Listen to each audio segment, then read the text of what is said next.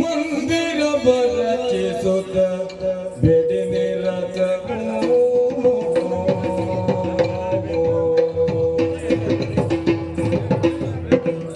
ಪುರದ ಮಂದಿರ ಹೊರಗೆ ಮಂದಿರವ ರಚಿಸುತ್ತ ಬೆಡಿನಿ ರಥವು ಹರಗಿರಿ ಜಯನ ಪೂಜಿಸುತ್ತ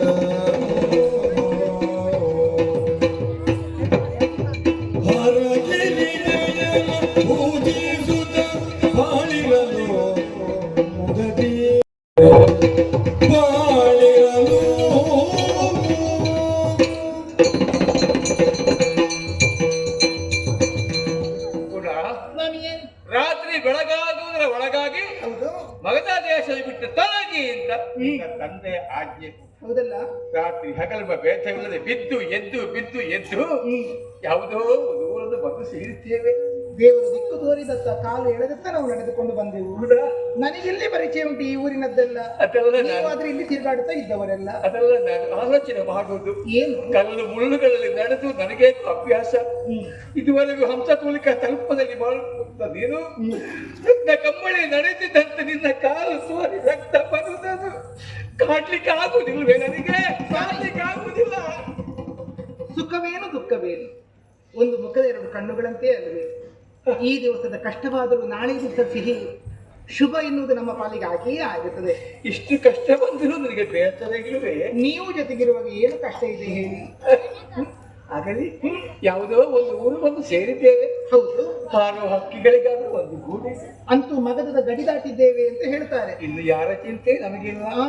ಹರಿದಾಡು ಹಾವುಗಳಿಗಾದ್ರೂ ಒಂದು ಪುತ್ತವೆ ಎಂಬುದಿದೆ ಉಂಟು. ನಮಗೇನಿದೆ? ತಲೆ ಮೇಲೊಂದು ಸೂರು ಬೇಕಲ್ಲ.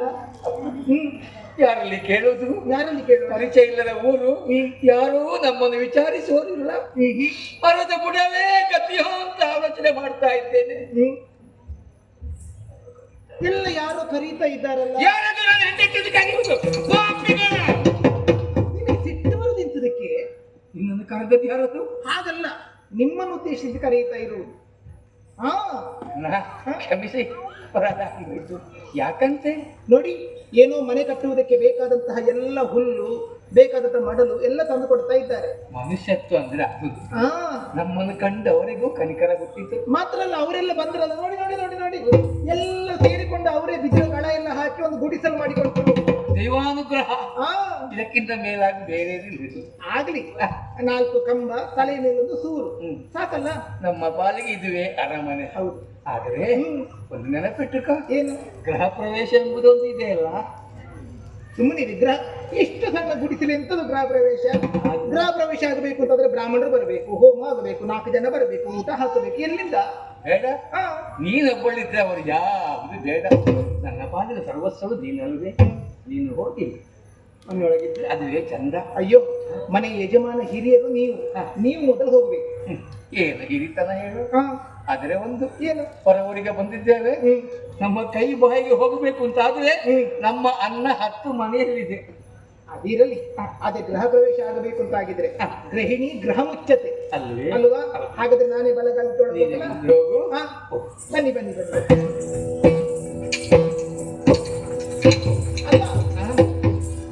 ಸಣ್ಣ ಗುಡಿಸಲು. ಹೌದು, ಇಷ್ಟು ಸಣ್ಣ ಗುಡಿಸಲಲ್ಲಿ 2 ಕೋಣೆ ಇರ್ತದಕ್ಕೆ ಅದೇ ನಾನು ಆಲೋಚನೆ ಮಾಡೋದು. ನಿಮ್ಮ ವ್ಯವಸ್ಥೆ ಬಹಳ ಉಂಟು. ಅಲ್ಲೊಂದು ಕೋಣೆ ಇಲ್ಲೊಂದು ಕೋಣೆ.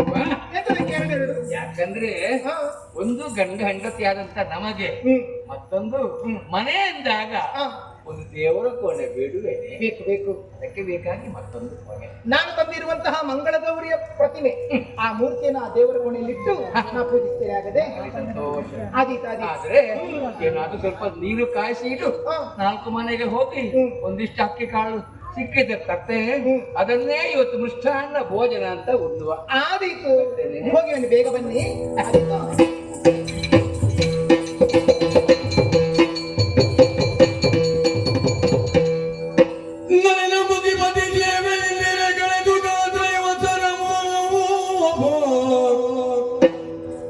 ಸುಖದಿಂದ ಜಲದಿಯಿಂದ ಸುಖ ಜಲದಿಂದ ಕಳೆದುದ ತ್ರೈವಚರವೋ. 4 ಮನೆಗಳಿಗೆ ಹೋಗುತ್ತಾರೆ, ಬೇಕಾದ ಹಾಗೆ ಬೇಡುತ್ತಾರೆ, ತರುತ್ತಾರೆ. ಇದರಿಂದಲಾಗಿ ನಾವು ಹೊಟ್ಟೆ ತುಂಬಿಸಿಕೊಳ್ತಾ ಇದ್ದೇವೆ. ಮನೆ ಬಾಗಿಲಿಗೆ ಯಾರಾದ್ರೂ ಬಂದು ಅವರಿಗೆ ನಾವು ಕೊಟ್ಟು ಕಳಿಸ್ತೇವೆ. ಆದ್ರೆ ಇವರು ಬರ್ಬೇಕಾಗಿತ್ತಲ್ಲ, ಹೋಗಿ ಎಷ್ಟು ಹೊತ್ತಾಯಿತು. ಇನ್ನು ಗುಣ ಗುಣ ಗುಣ ಗುಣ ಗುಣ. ಅಯ್ಯೋ, ಗುಣ ಎಷ್ಟಾಯ್ತು ನಿಮಗೆ? ಏನಾಯ್ತು? ನಾನು ಬದುಕುವುದಿಲ್ವೇ? ಅಯ್ಯೋ, ಅಂತ ಬಂದು ಯಾಕೆ ಆಡ್ತಾ ನಾನು ಸಾಯ್ತೇನೆ ಗುಣ.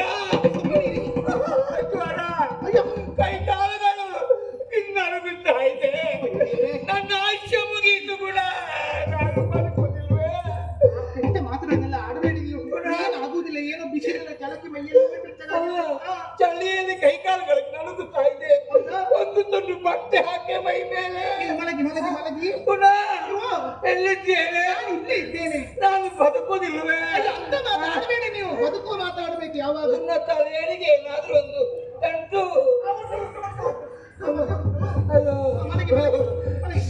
ಚಳಿಯಾಗಿರ್ತದ? ಚಳಿಯಾಗಿರ್ತದ? ನಾನು ಹೊರಡಿಸ್ತೇನೆ. ಮಲಗಿ ಮಲಗಿ. ಆಯ್ತಾ? ಒಂದು ತುಂಡು ಬಟ್ಟೆ. ಆದೀತು. ಅಯ್ಯೋ ಅಯ್ಯೋ, ಕಾಲು ಕಾಲಿಗೆ ಕಾಲಿಗೆ ಕಾಲು ಕಡಿಯಾಗುತ್ತದ? ಆ ತಲೆಗೆ ತಲೆಗೆ ತಲೆಗೆ ಒಂದು ತುಂಡು ಮಲಗಿ ಮಲಗಿ. ಕಾಲು ಕಾಲು ಕಾಲಿಗೆ. ಅಯ್ಯೋ, ನಿನಗೆ ಅಷ್ಟು ಗೊತ್ತಾಗುದಿಲ್ವೇನೆ? ಗಂಡ ಚಳಿಯಲ್ಲಿ ನಡುಗುತ್ತಾ ಇದ್ದಾರೆ. ಒಂದು ತುಂಡು ಬಟ್ಟೆ ಮೈ ಮೇಲೆ ಹಾಕಲಿಕ್ಕೆ ಆಗುದಿಲ್ವೇ? ನಿನ್ನ ಬಳಿ ಹೆಣ್ಣಲ್ವೇನೆ? ಅಷ್ಟು ಗೊತ್ತಿಲ್ವೇನೆ ನಿನಗೆ? ಗೊತ್ತಾಗುದಿಲ್ವೇನೆ? ನಿಮಗೆ ಎಂತ ಸಿಟ್ಟು ಬಂದತ್ತ? ಸಿಟ್ಟು ಬರದ ಮನುಷ್ಯನಲ್ಲೂ ಸಿಟ್ಟು ಬಂದಿದ್ದು ನನಗೆ ಹೊಡಿಲಿಕ್ಕೆ ಬರುವುದ ನೀವು? ಬರೆಯದ ಮತ್ತೆ ಈಗ ಸಿಟ್ಟು ಬಂದ್ರೆ, ಸಿಟ್ಟು ಬಂದ ಗಂಡದ್ರಲ್ಲಿ ಎಂತ ಮಾಡುದು? ಹೆಂಡತಿಗೆ ಹೊಡೆಯುವುದು. ಗಂಡನಿಗೆ ಸಿಟ್ಟು ಬಂದ್ರೆ ಹೆಂಡತಿಗೆ ಹೊಡೆಯುವುದಾ? ಮತ್ತೇನು ಮಾಡುದು? ಹಾಗಾದ್ರೆ ಹೆಂಡತಿರಿಗೂ ಸಿಟ್ಟು ಬಂದ್ರೆ ಗಂಡನಿಗೆ ಹೊಡಿಬಹುದಲ್ಲ? ಅದು ಹೊಡೆಯಲಿಕ್ಕಿಲ್ಲ, ಅದು ಹೆಂಡತಿಗೆ ಮಾತ್ರ ಹೊಡೆಯುವುದಿಲ್ಲ. ಈಗ ಸರಿ, ಈಗ ನಿಮಗೆ ಸಿಟ್ಟು ಬರ್ತದೆ, ಹೊಡೆಯುವುದಕ್ಕೆ ತಿರುವುದಕ್ಕೆ ನಾನಿದ್ದೆ. ನಿಮಗೆ ಮೊದಲು ಸಿಟ್ಟು ಬರ್ತಿರ್ಲಿಲ್ವಾ? ಮೊದಲು ಸಿಟ್ಟು ಬರ್ತಾ ಇತ್ತು. ಮೊದಲು ಸಿಟ್ಟು ಬಂದ್ರೆ ಯಾರಿಗೆ ಹೊಡಿತಿದ್ರಿ? ಕೌಚಿ ಮಲಗುತ್ತಾ ಇದ್ದೇನೆ. ಅಷ್ಟೇಯ? ಏನು ಮಾಡುವ ಹೇಳಿ, ಒಂದು ಕೆಲಸ ಮಾಡಿ. ಈಗ ತಲೆಗೆ ಹೇಳಿದ್ರೆ ಕಾಲಿಗೆ ಬರುವುದಿಲ್ಲ, ಕಾಲಿಗೆ ಹೇಳಿದ್ರೆ ತಲೆಗೆ ಬರುವುದಿಲ್ಲ. ಸ್ವಲ್ಪ ಇಲ್ಲಿ ಮೂರೊಟ್ಟಿಕೊಂಡು ಮಲಗಿ, ಕೈ ಕಾಲೆಲ್ಲ ಆಮೆಯ ಹಾಗೆ ಮಲಗಿ. ಓ, ಎಲ್ಲಿದ್ದೆ? ಇಲ್ಲೇ ಇದ್ದೇನೆ. ಹೋಗುದಿಲ್ಲ ಏನು? ನೀವು ಸುಮ್ಮನೆ ಮಲಗಿ, ನೀವು ಏನಾಗುದಿಲ್ಲ. ಅಲ್ಲಿ ಅಲ್ಲಿ ಅಲ್ಲಿ ಕೈ ಕಾಲುಗಳನ್ನೆಲ್ಲ ಹತ್ತಿರ ಮಾಡಿಕೊಂಡು ಮಲಗಿ. ಹೌದಾ? ಅದಕ್ಕೆ ಹೇಳುದು, ಹಾಸಿಗೆ ಇದ್ದಷ್ಟೇ ಕಾಲು ಚಾಚಬೇಕು. ಈಗ ಈಗ ಬಂತಲ್ಲ, ಮಾತ್ರ ಅಲ್ಲ, ನನ್ನ ಸೀರೆಯ ಸೆರಗನ್ನು ಕೂಡ ನಿಮಗೆ ಹೊದಿಸ್ತೇನೆ. ಆಗದೆ ಓ, ನಿದ್ದೆ ಬಂದ್ರೆ ಎಪ್ಪಿಸಿ ಅಲ್ಲ, ಮಲಗುದು ಎಂತದಕ್ಕೆ? ನಿದ್ದೆ ಮಾಡುವುದಕ್ಕಲ್ವಾ? ಹೌದು. ಮತ್ತೆ ನಿದ್ದೆ ಬಂದ್ರೆ ಎಬ್ಬಿಸುವುದು ಎಂತದಕ್ಕೆ? ಹಾಗಲ್ಲ, ನಿನಗೆ ಹೆದರಿಕೆ ಆದ್ರೆ ಆಗ ಹೊರ ಊರಲ್ವಾ? ಹೌದೌದೌದು, ಹಾಗೆ ಹೇಳಿದ್ದು. ಏನಿಲ್ಲ, ನೀವು ಮಲಗಿ, ನಾನು ಇಲ್ಲಿ ನಿಮ್ಮ ಕಾಲಬುಡದಲ್ಲೇ ಕುಳಿತುಕೊಂಡಿರ್ತೇನೆ. ಏನು ನೀನು ಮಲಗ ಆಯ್ತಾ? ಆಯ್ತಾಯ್ತು, ನಿಮ್ಗೆ ಏನಾದ್ರು ಬೇಕಾದ್ರೆ ಕೇಳಿ, ಆಯ್ತಾ? ಇಲ್ಲ, ಮಲಗಿ, ಏನಾಗುವುದಿಲ್ಲ, ಮಲಗಿ. ಏನು ಗುಣ, ಎಲ್ಲಿದ್ದೆ? ಇಲ್ಲಿ ಇದ್ದೇನೆ. ನೀನು ಮಲಗು. ಆಯ್ತಾಯ್ತು, ನನಗೇನು ಆಗ್ಲಿಕ್ಕಿಲ್ಲ. ಏನಾಗುದಿಲ್ಲ, ದೇವರಿದ್ದಾರೆ. ಎಂದಿನಂದ ದಿಸದೆಯು ಆನೆಗೆಂದು ಬ್ರಾಹ್ಮಿ ಕಾಲದಲ್ಲಿ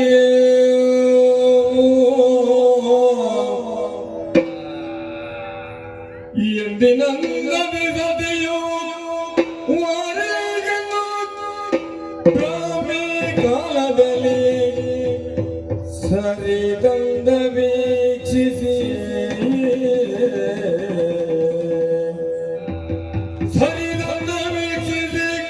ಪಾಪದನ್ನೊಳಗೆಂದನಾಗ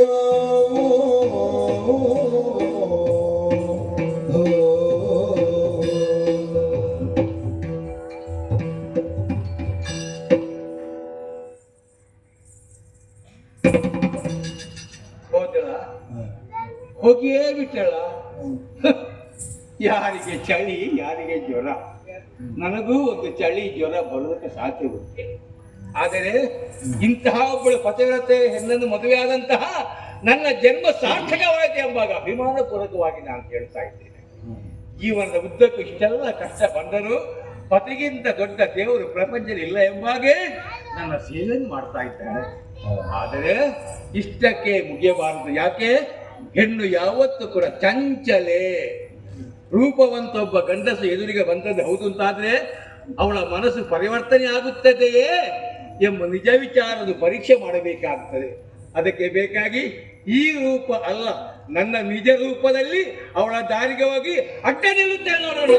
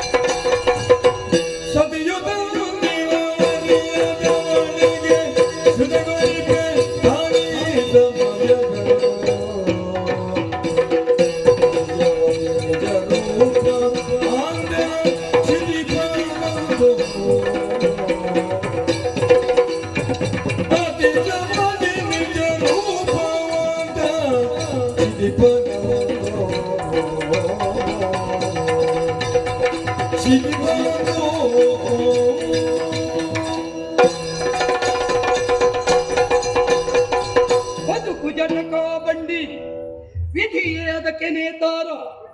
ಜೀವರಾದ ನಾವೆಲ್ಲ ಕುದುರೆಗಳು ಇದ್ದ ಹಾಗೆ, ಮದುವೆಗೋ ಮಸಣಕ್ಕೋ ಸಂಕಲ್ಪ ಅವನದ್ದಲ್ಲದೆ ಜೀವರಾದ ನಮ್ಮದಲ್ಲವಲ್ಲ. ಈ ಕಾಲಕ್ಕಾಗುವಾಗ ಯಾಕೆ ಈ ಮಾತನ್ನು ಚಂದ್ರಸೇನ ಉಲ್ಲೇಖಿಸಿದ? ಕಾರಣ ಇದ್ದೇ ಇದೆ. ನನಗಾಗಿ ಪ್ರತೀಕ್ಷಿಸುತ್ತಾ ಇರುವುದೇನು? ಇದುವೇ ಪ್ರಧಾನ ವಿಚಾರ.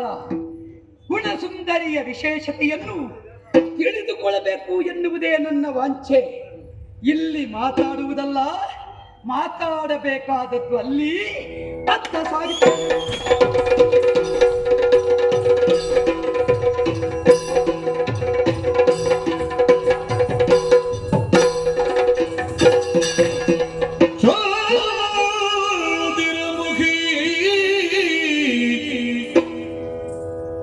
ಚಂದಿರಮುಖಿ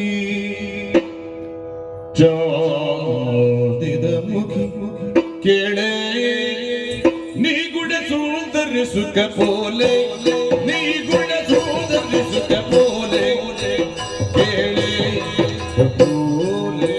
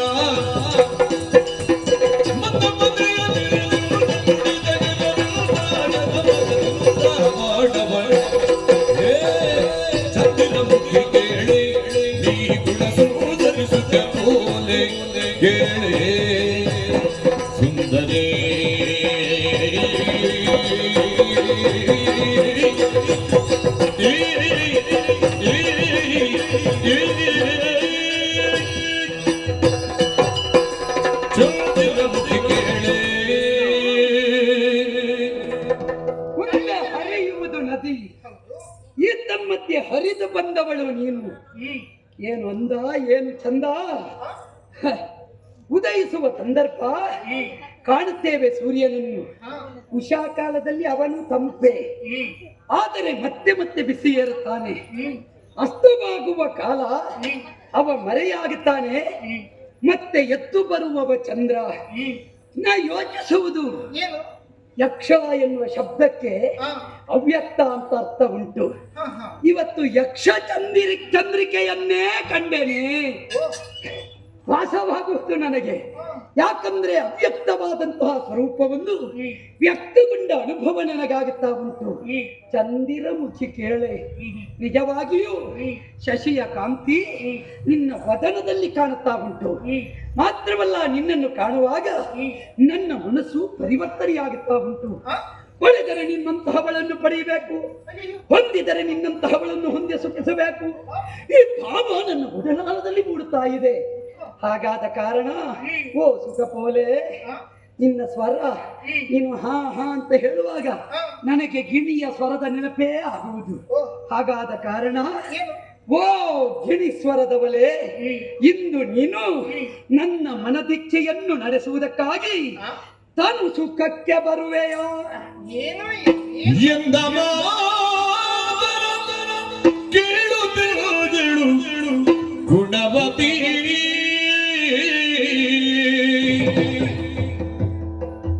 ಚಂದವೇ ಚಂದವೇ ಪರಸ್ತ್ರೀಯರ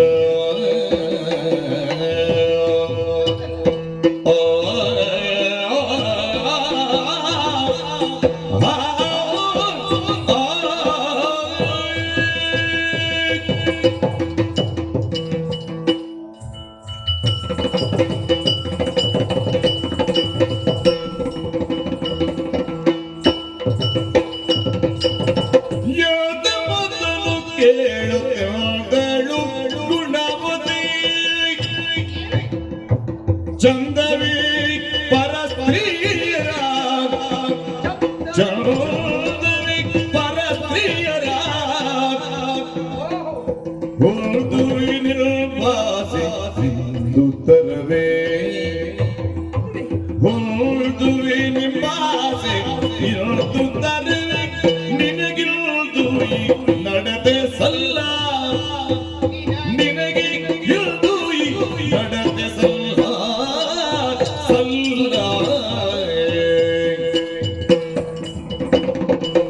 ಎಂದ ಮಾತನ್ನು ಕೇಳುತ್ತೆಂದೇಳು ಗುಣವತಿ ಚಂದವೇ ಪರಸ್ತ್ರೀಯರ ಅಯ್ಯ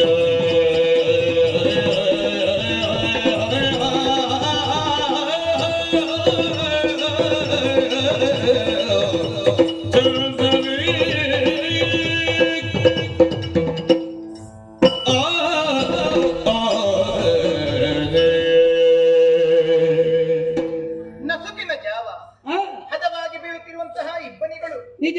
ಕುಹು ಕುಹು ಎಂದು ಎನ್ನುವ ಹಾಗೆ ಚಿಲಿಪಿಲಿ ಕೊಟ್ಟುತ್ತಿರುವಂತಹ ಪಕ್ಷಿಗಳು, ನಿಜ. ಮಂಜುಳಗಾನದಿಂದ ಹರಿಯುತ್ತಿರುವಂತಹ ನದಿಯು, ಸತ್ಯ. ಈ ಪ್ರಕೃತಿಯ ರಮಣೀಯತೆಗೆ ನಾನು ಮೈ ಮರೆತಿದ್ದೆ. ಸರಿ. ಆದ್ರೆ ಎಲ್ಲಿಂದಲೋ ಹ? ನನ್ನ ಹೊಗಳಿಕೆಯನ್ನು ನನ್ನನ್ನು ತಡೆದು ನಿಲ್ಲಿಸುವಂತದ್ದು ಧ್ವನಿ ಕೇಳಿ. ಹ? ನೋಡಿದರೆ ನೀನು ಸತ್ಯ. ಯಾರೆಂದು ನಾನು ತಿಳಿದಿಲ್ಲ. ಹ? ಆದರೆ ಹ್ಮ್ ನೀನಿಟ್ಟಂತಹ ಉಡುಗೆ ತೊಡುಗೆಗೂ, ಹ್ಮ್ ನೀನು ನಿಂತಹ ನಿಲುವಿಗೂ, ಹ? ನೀನು ಆಡುತ್ತಿರುವಂತಹ ಮಾತಿಗೂ ಹ? ಹೊಂದಾಣಿಕೆ ಇಲ್ಲವಲ್ಲ.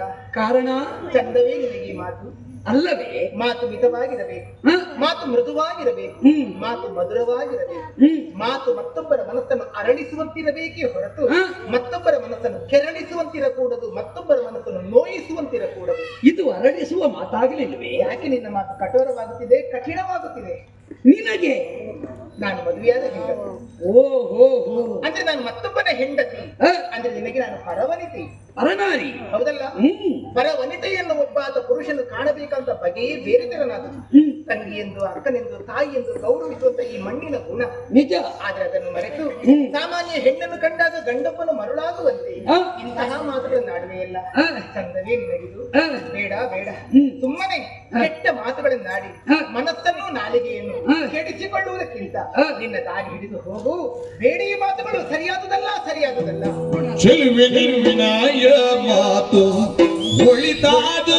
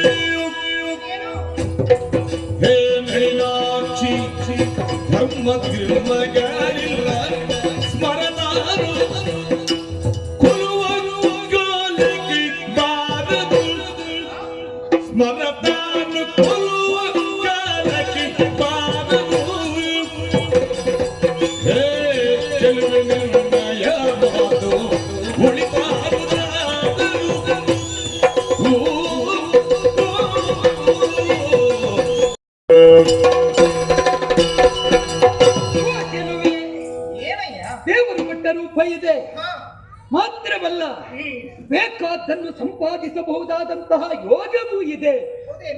ನಿನ್ನ ಕೈ ಹಿಡಿದವ ಯಾರು ಅಂತ ನಾ ಬಲ್ಲೆ. ತಿಳಿದಿದೆಯೇ ನಮ್ಮ ಬಗ್ಗೆ? ನೀನು ಗುಣ ಸುಂದರಿ.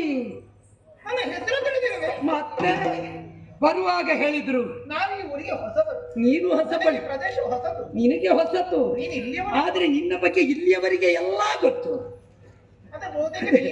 ಎಲ್ಲರಿಗೂ ನಿರೀಕ್ಷೆ, ಇವತ್ತು ಬರ್ತಾಳೆ, ಇವತ್ತು ಬರ್ತಾಳೆ, ಇವತ್ತು ಬರ್ತಾಳೆ. ನಾನು ಬೆಳಗಾವಿ ಕತ್ತಲೆಯಲ್ಲಿ ಆಗಿ ಹೋಗಿತ್ತು. ಮರೀಚಿಕೆಯಾಗಿದ್ದ ಮನ ಮತ್ತೊಮ್ಮೆ ನಿಜ ಸ್ವರೂಪವನ್ನು ತಳೆದಾಗ ಆನಂದಿಸುವ ಮನಗಳೆಷ್ಟು ಹೇಳು. ಅಲ್ಲ, ಈ ಪ್ರಪಂಚದಲ್ಲಿ 10 ಮಂದಿ ಕೈ ಹಿಡಿದ್ರೆ, ಕೈ ಮುಗಿದ್ರೆ ಮೃತ್ಯು ಪಾಶವನ್ನು ಹೊತ್ತು ಬರುವ ಯಮನಾದರೂ ಹಿಂದೆ ಸರಿಯುತ್ತಾನೆ ಎನ್ನುವ ಸತ್ಯಾಂಶವನ್ನು ಪ್ರಾಜ್ಞರಾಡಿದರು. ದೈವ ಬಲವೇ ಅಲ್ವೇ?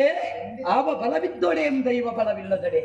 ಆದ್ದರಿಂದ ಭಗವತ್ ಸಂಕಲ್ಪವನ್ನು ಮೀರುವುದಕ್ಕೆ ಯಾರಿಂದ ಸಾಧ್ಯ? ಇಷ್ಟು ಚಂದ ಮಾತಾಡ್ತಿ, ಮತ್ತೆ ನಿಮ್ಗೆ ಆ ಶೃಂಗಾರ ಸುಮ್ಮನೆ ಕಾರಣ ಉಂಟು. ನಮಗೂ ಈ ಒಂದು ಯೋಗ ಬಂತಲ್ಲ, ಯೌವನದ ಯೋಗ. ನನಗೆ ಈ ಸಲ ನಿನ್ನ ಒಟ್ಟಿಗೆ ಇರುವ ಯೋಗ ಬರ್ತದೋ ಇಲ್ವೋ, ಬರ್ತದೋ ಇಲ್ವೋ? ನನಗೆ ಮದುವೆಯಾಗಿದೆ, ನಾನು ಮದುವೆಯಾದ ಹೆಣ್ಣು. ಮದುವೆ ಆಗಲಿ, ತೊಂದರೆ ಇಲ್ಲಪ್ಪ, ನಮ್ಮ ಆಕ್ಷೇಪ ಇಲ್ಲ. ಮದುವೆ ಆದ ಮೇಲೆ ಅವರ ಬದುಕು ಹೇಗುಂಟು ಅನ್ನುವುದು ಮುಖ್ಯ. ತಿಳಿದವರನ್ನು ಮಾತು ಹೇಳಿದ್ರು ಬಲ್ಲೆಯ. ಏನೆಂದು? ಸಾಲ ಮಾಡಿ ಆದರೂ ತುಪ್ಪ ತಿನ್ನು. ಜೀವನದಲ್ಲಿ ಅಲ್ವೇ? ನೋಡುವ ಶಾಸ್ತ್ರ ಬಲ್ಲೆ ನೀನು. ಆದ್ದರಿಂದ ಯಾರಿಗೆ ಹೇಳಿದ್ದಂತ ಅದು ಹಾಗೆ ಮಾತ್ರ ಚಾರ್ವಾಕ ಸಿದ್ಧಾಂತ. ಆದ್ರೆ ಒಂದುಂಟು, ಯಾರು ಯಾರಿಗೆ ಹೇಳಿದ್ದು ಎನ್ನುವುದಕ್ಕಿಂತ ಯಾರು ಹೇಗೆ ಅದನ್ನು ರೂಢಿಸಿಕೊಂಡರು ಅಂತ ಉಂಟು. ಹೆಚ್ಚು ಸಾಲ ಮಾಡಿ ತುಪ್ಪ ತಿನ್ಲಿಕ್ಕೆ ಹೋದ್ರೆ ನಾಳೆ ಮನೆ ಬಾಗಿಲಲ್ಲಿ ಸಾಲ ನೀಡ್ತಾರೆ. ಆದ್ರೆ ನಮಗೆ ಅದರ ಗುಣವೇ ಇಲ್ಲ. ನಾಳೆ ಸಾಯುವವನಿಗೆ ಇವತ್ತು ಎಷ್ಟು ಸಾಲ ಇದ್ರೆ, ಕೆಲವರು ಆತ್ಮಹತ್ಯೆ ಮಾಡಿಕೊಳ್ಳುವುದು ಸಾಲ ಮಾಡಿ ಅದಕ್ಕೆ. ಆದ್ರೆ ಲಾಭ ಯಾರಿಗೆ? ಉಳಿದವರು ಸಾಲ ಮಾಡಿದ್ದಾರಲ್ಲ, ಈಗ ಸಾಲ ಮನ್ನಾದ್ರೆ ಅವರು ಬದುಕಿದ್ರು. ಅಯ್ಯೋ, ಕೂಡದು ಬದುಕಿರುವುದು ಸಾರ್ಥಕತೆ ಅನುಭವಿಸುವುದಕ್ಕೆ ಹೊರತು ಕಲ್ಲವಲ್ಲ. ಆಯುಸ್ಸು ಉಳ್ಳನಕ ನಾವು ಬದುಕನ್ನು ಸಾಗಿಸಬೇಕಾದ್ದು ಹೇಗೆ ಬಲ್ಲೆಯ? ಆ ಸ್ವರ್ಗ ಅಲ್ಲ, ಈ ಸ್ವರ್ಗದಲ್ಲಿಯೇ ಅದನ್ನು ಕಾಣಬೇಕು. ನಮ್ಮ ನೆಲವನ್ನು, ನಮ್ಮ ಸಂಸ್ಕಾರವನ್ನು, ನಮ್ಮ ಬದುಕನ್ನು ಸ್ವರ್ಗೀಯ ಸುಖವಾಗಿಸಬೇಕು ಹೀಗೆ ಭಾವಿಸಿದವ ನಾನು ನಿನ್ನನ್ನು ಕಾಣುವಾಗ ನಿನ್ನ ಗಂಡ, ಅಯ್ಯೋ ನಿನ್ನ ಒಂದು ದಾರಿದ್ರ್ಯವೇ. ಏನು ದಾರಿದ್ರ್ಯ? ಲೋಕದಲ್ಲೊಂದು ಮಾತುಂಟು, ಯಾವುದು? ಯೋಗ ಇದ್ದವರಿಗೆ ಯೋಗ್ಯತೆ ಇಲ್ಲ, ಯೋಗ್ಯತೆ ಇದ್ದವರಿಗೆ ಯೋಗ ಇಲ್ಲ, ಎರಡೂ ಇದ್ದವರಿಗೆ ಹಣೆ ಬರಹವೇ ಇಲ್ಲ. ಭಾಗ್ಯಗಳಿಲ್ಲ ಅಲ್ವಾ? ಭಾಗ್ಯಗಳಿಲ್ಲ. ಆದರೆ ನಿನ್ನನ್ನು ಕಾಣುವಾಗ ನನಗೆ ಅನ್ನಿಸುವುದೇನು ಬಲ್ಲೆಯ? ಏನು? ನಿನಗೆ ರೂಪ ಕೊಟ್ಟಿದ್ದಾನೆ ಭಗವಂತ. ರೂಪ ಎನ್ನುವುದೊಂದು ಸಂಪತ್ತು. ಬೇಕಾದ್ದನ್ನು ಅನುಭವಿಸುವ ಯೋಗ ಇದ್ರೂ ನೀ ಅಂಗೀಕರಿಸುತ್ತಾ ಇಲ್ಲ. ನನಗೆ ಬೇಕಾದುದಿಲ್ಲ. ಬರೆದಿದ್ದಾನೆ ನಿನ್ನ ಹಣೆಯಲ್ಲಿ. ಹೋಗಿ ಹೋಗಿ ಸರಿ ಎತ್ತು ನಿಲ್ಲಲಾಗದ ಒಬ್ಬ ಕುರೂಪಿ ಭಿಕ್ಷುಕ ಅಂಗಾಂಗ ನೋಡುವಾಗ ನಿಜವಾಗಿ ನನಗೆ ಉಂಟಲ್ಲ, ಏನು? ಬುಡದವರೆಗೆ ಕಡಿದ ತಾಳೆ ಮರ ಉಂಟಲ್ಲ, ಅದಕ್ಕೆ ಬೆಂಕಿ ಕೊಟ್ಟಾಗ ಉಪ್ಪಿನ ಭರಣಿ ಆಗುತ್ತದೆ, ಹಾಗೆ ಕಾಣ್ತಾನೆ ಅವ. ಅಂಗಾಂಗದಲ್ಲಿ ಎಲ್ಲಿ ಒಂದು ಸ್ವರೂಪ ಇಲ್ಲ. ಒಬ್ಬ ಕುರೂಪಿಯನ್ನು ನೀನು ಮದುವೆ ಆಗಿ ಹೊಂದುವುದಕ್ಕೇನುಂಟು ಸುಖ? ನಮ್ಮಂತಹ ಸುಂದರಾಂಗರು ಬಂದಾಗ ಪಾತಿವ್ರತ್ಯವೋ ಇನ್ನೊಂದು ಅದನ್ನು ಬದಿಗಿಡುವುದು, ಬೇಕಾದ ಸುಖವನ್ನು ಅನುಭವಿಸುವುದು ಇದು ನಿನಗೆ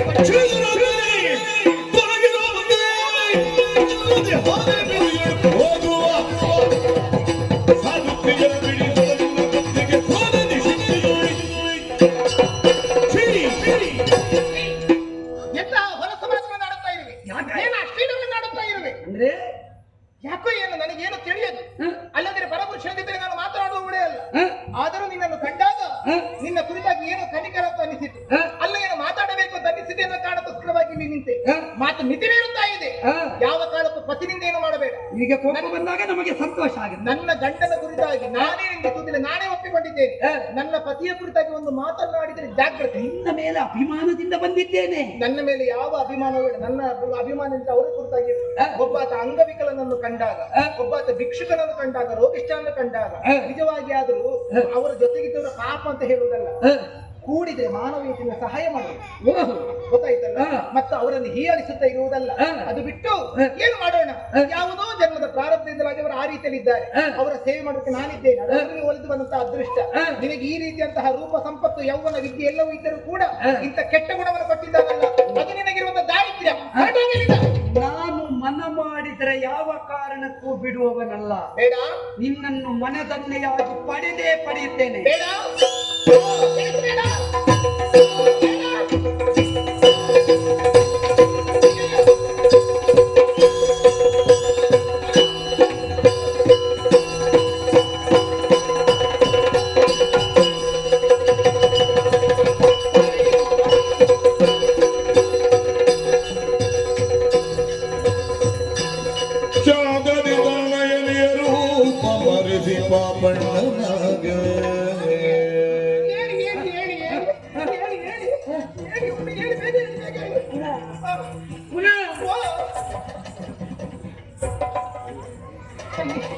ನೀರು ತರುವುದಕ್ಕೆ ಹೋದ ಒಳಗೆ ನೀನು ಹೌದು. ಎಲ್ಲಿದ ನೀರು? ನೀರು ತರುವುದಲ್ಲ, ನನ್ನ ಪರಿಸ್ಥಿತಿ ಹಾಳಾಗುತ್ತಿತ್ತು. ಏನಾಯ್ತು? ಏನು ಸುಮ್ಮನೆ ಬಿಡ್ತಾ ಇದ್ದಿ? ಕೈಕಾಲುಗಳು ಗಡಗಡ ನಡುಗುತ್ತಾ ಇದೆ. ಹುಡುಗತಿಗೆ ಹೋದನ, ಅಲ್ಲಿ ಹುಡುಗ ಬಂದ. ಹುಡುಗ? ಹೌದು. ಯಾರು? ನಾನು ಸರಿಯಾಗಿ ನೋಡ್ಲಿಲ್ಲ. ಅಂತ ಯೌವನವದನ ಅಂತ ಒಬ್ಬ ಹುಡುಗ. ಏನಂತೆ? ಅವನು ಬಂದು ನನ್ನನ್ನು ಹೊಗಳುವುದಕ್ಕೆ ಪ್ರಾರಂಭ ಮಾಡಿದ. ಹೌದು. ಏನು ಹೇಳಿದ? ಚಂದ ಇದ್ದಿ, ಹಾಗಿದ್ದಿ, ಹೀಗಿದ್ದಿ ಎನ್ನುವ ಹಾಗೆ ಇದ್ದ ವಿಚಾರ ಹೇಳಿದ. ಅಯ್ಯೋ ದೇವ್ರೆ, ಅದು ನೀನು ಹೇಳ್ಬೇಕಾದ್ರೆ ಅವನೇ ಅಂತದಕ್ಕೆ ಹೇಳುದು. ಹೇಳಿ. ಮಾತ್ರ ಅಲ್ಲ, ಮಾತಾಡಿ ಮಾತಾಡಿ ನನ್ನ ಮೈನಲ್ಲಿ ಕೈ ಕುದಕ್ಕೆ ಬರ್ತಾ ಇದ್ದಾನೆ. ಹೌದಾ? ನೀನು ನನಗೆ ಬೇಕಾದ ಸುಖ ಕೊಡ್ತಾನಂತೆ, ಬೇಕಾದ ಸಂಪತ್ತು ಕೊಡ್ತಾನಂತೆ, ನನ್ನ ಜೊತೆಗೆ ಬಾ ಅಂತ ಹೇಳಿದ. ನೋಡುದಕ್ಕೆ ಚಂದ ಇದ್ದಿಲ್ಲ? ಚಂದ ಇದ್ದಿರ್ಬೇಕು. ಹೌದಾ? ಎಂತಹ ಅವಕಾಶವನ್ನು ಕಳ್ಕೊಂಡಿದೀವಿ ನೋಡು. ಏನು? ಅಂತಹ ಒಬ್ಬ ರೂಪವಂತ ಬಂದು ಸುಖ ಕೊಡು ಅಂತ ಕೇಳುವಾಗ ಅವನ ಜೊತೆ ಹೋಗುವುದು ಬಿಟ್ಟು ಏನು ಮಾತು? ಹಾಗಲ್ಲವೇ? ಹೆಣ್ಣಿನ ಬದುಕಿನಲ್ಲಿ ಮದುವೆ ಎನ್ನುವುದು ಒಂದು ಬಾಯಿ. ಹೌದು. ವಿಧಿ ನಿರ್ಣಯಿಸುವಂತದ್ದು. ಅದಕ್ಕೆ ಋಣ ಅಂತ ಹೇಳ್ತಾರೆ. ಮದುವೆಯದು ಸ್ವರ್ಗದ ನಿಶ್ಚಯ. ಯಾವ ಜನ್ಮದ ಋಣವೋ ಏನೋ, ನಾವು ನೀವು ಜೊತೆಯಾಗಿದ್ದೇವೆ. ಹಾಗಿರುವಾಗ ಯಾರು ಸಿಕ್ಕಿದ್ದಾರೆ ಎನ್ನುವ ಕಾರಣಕ್ಕೋಸ್ಕರವಾಗಿ ನಾನು ಅವನ ಜೊತೆಗೆ ಹೋಗುವುದೇ. ಅದಕ್ಕಿಂತ ನಾನು ಸಾಯುವುದು ಒಳಿತಲ್ವೇ ಹೇಳಿ? ಇದೇನಿದು? ಹಣೆಯಲ್ಲಿ ರಕ್ತ ಸೋರುತ್ತ ಉಂಟು. ಹೇಳಿದ್ರೆ ಕೇಳುದಿಲ್ಲ, ಎಲ್ಲೆಲ್ಲಿ ಓಡಾಡುದು ಸುಮ್ಮನೆ ಎಲ್ಲದಿದ್ದು. ನಿನಗೆ ಏನಾಗುತ್ತದೆ ನಿನಗೆ? ಏನಾಯ್ತು? ನೀನು ಬಳಿಲಿಲ್ಲ ಅಂದಾಗ ಎದ್ದ ಮೇಲೆ ಹೊರಗಡೆ ಹೋದಾಗ ಒಂದು ಕಲ್ಲು ತಾಗಿ ನಾನು ಬರ್ತಿರ್ಲಿಲ್ಲ, ನಿಮ್ಗೆ ಅವಸರ ಏನು ನಿಮಗೆ? ಏನಿಲ್ಲ. ಆ? ಹಾಗಾದ್ರೆ ನೀರು ತರೋದಕ್ಕೆ ಹೋದಲ್ಲಿ ನಡೆದಂತ ಪ್ರಕರಣ. ಸ್ವಾಮಿ, ಹ? ನನ್ನನ್ನು ಹತ್ತಿರ ಬಂದು ಸೆಳೆಯುವುದಕ್ಕೆ ಯತ್ನವನ್ನು ಮಾಡಿದಾಗ ಹ. ನೀರು ತುಂಬಿದ ಕೊಡಪಾನದಿಂದ ಅವನ ಹಣೆಗೆ ನಾನು ಹೊಡೆದಿದ್ದೆ. ಹೌದು ಇಲ್ಲಿಗೆ ಹೊಡೆದದ್ದು, ನಾನು ಹೊಡೆದದ್ದು ಅಲ್ಲಿ. ಹೌದು. ರಕ್ತ ಬರುವುದು ಇಲ್ಲಿ. ಹ. ಏನು ಏನು ಏನು ಆಗಿದೆ? ಏನು ನಗಾಡ್ತೀರಿ? ಏನು? ಓ, ನಿನ್ನಂತ ಒಬ್ಬರು ಸಾಧ್ವಿ ಶಿರೋಮಣಿಯ ಬಳಿಗೆ ಆ, ಸಾಮಾನ್ಯ ಒಬ್ಬ ಗಂಟಿಗೆ ಬಂದು ಮಾತಾಡುವ ಸಾಮರ್ಥ್ಯ ಇದೆಯೇ? ಸುಟ್ಟು ಹೋದನು. ಅಲ್ವೇ? ಆ. ಹಾಗಾದ್ರೆ ಅಂತಹ ಬಂದು ಮಾತಾಡಿದ ವ್ಯಕ್ತಿ ಯಾರು? ಯಾರು? ಬೇರೆ ಯಾರು ಅಲ್ಲ, ಯಾರು? ನಿನ್ನ ಗಂಡನಾದಂತಹ ನಾನೇ.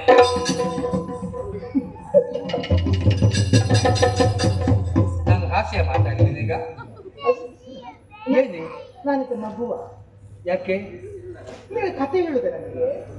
ಅಜ್ಜಿ ಕತೆ ಹೇಳುದ? ಅಲ್ಲ, ನಾನು ಕಣ್ಣಾರೆ ಕಂಡಿದ್ದೇನೆ ಅಂತಹ ದೃಢಕಾಯ.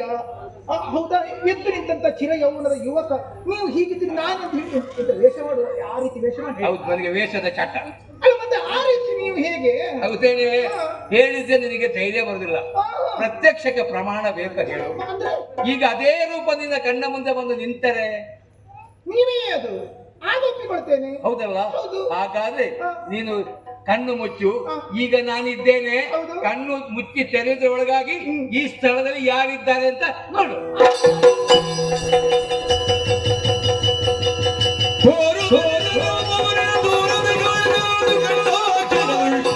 ನಾರಿಯು ಬೆರಗಾಗುತ್ತಲೀ, ನಾರಿಯು ಬೆರಗಾಗುತ್ತಲೀ ನೀತಿಯಾಗ ಕಾರಣವೇನೆನಲು ಎಂದ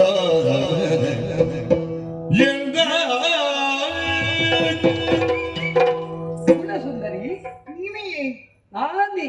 ಅಪ್ಪ, ಅಂತಹ ಕುರೂಪವೆಲ್ಲಿ, ಆ ವಿಕಾರವೆಲ್ಲಿ, ಇಂತಹ ಸುಂದರತ್ವ ಎಲ್ಲಿ? ಸ್ವಾಮಿ, ಏನು? ನನಗಂತೂ ಏನು ಅರ್ಥ ಆಗುದಿಲ್ಲ. ಹೊಳೆಯಲ್ಲಿ ಮಳೆ ಹೊಯ್ದಾಗ ಅರ್ಥ ಉಂಟು.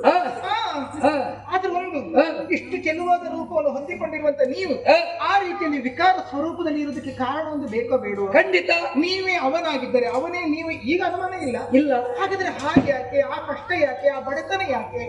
ಏನಿದು ನನಗೊಂದು ತಿಳಿಯಿಲ್ಲ. ಬೆಳಗರೆದು ಕಾರ್ಯ ಸಕಲವು ಹಳಗುದೆ ಮಣಿಬೇಡಿ,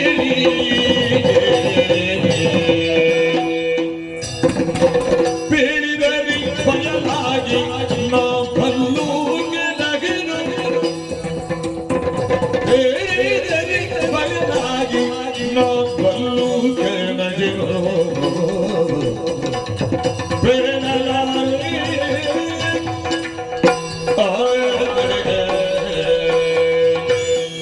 ಹೃದಯೇಶ್ವರಿ ಗುಣ ಸುಂದರಿ, ಹಾಗಿದ್ರೆ ಸ್ಫುರದ್ರೂಪಿಯಾಗಿರುವಂತಹ ಸ್ವರರೂಪಿಯಾಗಿರುವಂತಹ ನಾನು ಯಾಕೆ ಈ ತೆರನಾಗಿ ಒಬ್ಬ ಪಾಪಣ್ಣನಾಗಿ ಬದುಕು ಸಾಗಿಸ್ತಾ ಇದ್ದೇನೆ? ಏನಿದು? ಕಾರಣ ಇದೆ. ಏನು? ಈ ಪ್ರಪಂಚದಲ್ಲಿ ಹರಚಿತ್ತವನ್ನು ನರಬಲ್ಲನೆ, ಆದ್ದರಿಂದ ಇದೆಲ್ಲ ದೈವಚಿತ್ತ ಅಂತ ಹೇಳಬೇಕಷ್ಟೇ. ಅಂದರೆ ಒಂದು ಕಾಲದಲ್ಲಿ ಈ ಕಾಮರೂಪ ದೇಶವನ್ನು ಶೂರಸೇನ ನಾಮಕರಾದ ಪ್ರಭುಗಳು ಆಳುತ್ತಾ ಇದ್ರು.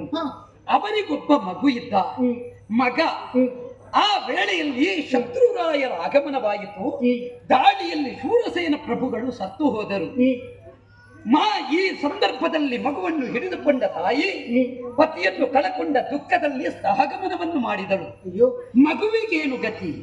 ಅದೇ ವೇಳೆಯಲ್ಲಿ ಅವನ ಆರಾಧಿಸುತ್ತಾ ಇದ್ದ ಸಂದರ್ಭದಲ್ಲಿ ಅನವರತ ನಿರ್ದೇಶನಕ್ಕೆ ಬರುತ್ತಾ ಇದ್ದ ಶಿವಯೋಗಿಯೊಬ್ಬರು ವೃತ್ತಾಂತ ಬರಿತರು. ಮಗುವನ್ನು ಅಲ್ಲಿಂದ ತಪ್ಪಿಸಿದರು. ಆಶ್ರಮಕ್ಕೆ ಕರ್ಕೊಂಡು ಹೋಗಿ ಸಲಹಿ ಬೇಕಾದ ವಿದ್ಯಾಬುದ್ಧಿಗಳನ್ನೆಲ್ಲ ಕಲಿಸಿಕೊಟ್ಟರು. ಆ ವೇಳೆಯಲ್ಲಿ ಆ ಮಗುವಿಗೆ ಚಂದ್ರಸೇನ ಅಂತ ಹೆಸರಿತ್ತು. ಅದನ್ನು ಮತ್ತಷ್ಟು ಪೋಷಿಸಿ ಬೆಳೆಸಿ ಚಂದ್ರನ ಕಾಂತಿಯನ್ನು, ಅಗ್ನಿಯ ಪ್ರಖರತೆಯನ್ನು, ಮಾತ್ರವಲ್ಲ ದಿವ್ಯತೆಯನ್ನು ತುಂಬಿಸಿದರು. ಮಂತ್ರಬಲದಿಂದ, ಶಸ್ತ್ರಬಲದಿಂದ, ಶಾಸ್ತ್ರಬಲದಿಂದ. ಆ ವ್ಯಕ್ತಿಯೇ ಚಂದ್ರಸೇನ ನಾಮಕನಾದ ನಾನು. ರಾಜಕುಮಾರ ನಿಜ, ಕಾಮರೂಪದೇಶಾಧಿಪತಿ ಸತ್ಯ. ಹಾಗಾದ್ರೆ ಶಿವಯೋಗಿಯ ಆಶ್ರಮದಲ್ಲಿ ಬಾಳುತ್ತಿರುವಂತ ನೀವು ಮತ್ತೆ ಆ ರೀತಿಯಿಂದ ರೂಪ ಯಾಕೆ ಮಾಡಿಕೊಂಡು ತಿರುಗಾಡಬೇಕಾಯಿತು? ಕಾರಣ ಉಂಟು. ಏನು? ಒಂದು ದಿನ ನಮ್ಮ ಗುರುಗಳು ವಿಶೇಷವಾದಂತಹ ಸಂಕಲ್ಪವನ್ನು ಹೊಂದಿ ಎಲ್ಲಿಗೋ ಯಜ್ಞಾದಿ ಕರ್ಮಕ್ಕೆ ಹೋಗಿದ್ದರು. ಅವರ ಆಶ್ರಮದಲ್ಲಿ ಗ್ರಂಥ ಭಂಡಾರವಿತ್ತು. ಎಲ್ಲಾ ವಿದ್ಯೆಯನ್ನು ಕಲಿಸಿದ ಅವರು ವಿಶೇಷವಾದ ವಿದ್ಯೆಯೊಂದನ್ನು ಹೇಳಿಕೊಡ್ಲಿಲ್ಲ ನನಗೆ. ಏನು?